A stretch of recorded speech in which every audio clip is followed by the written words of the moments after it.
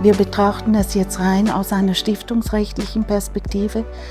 Das liechtensteinische Stiftungsrecht ist im liechtensteinischen PGR, wie wir sagen, im liechtensteinischen Personen- und Gesellschaftsrecht verankert, das mittlerweile schon fast 100 Jahre alt ist.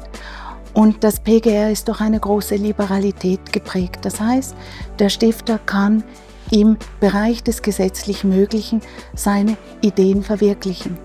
Aber andererseits muss man immer prüfen, bevor man eine Stiftung aufsetzt, welche anderen Länder sind noch betroffen und wie wird der Gestaltungsspielraum, den sich der Stifter vorbehält in der Stiftung, in diesen anderen Ländern dann insbesondere aus steuerrechtlicher Optik beurteilt.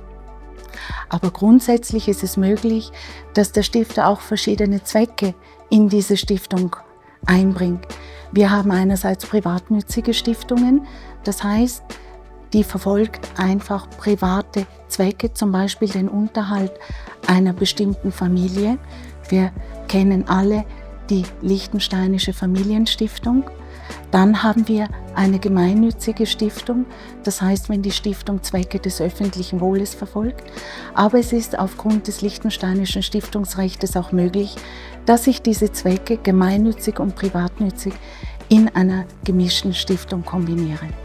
Das ist auch ein großer Ausfluss der Gestaltungsmöglichkeit eines Stifters in Liechtenstein.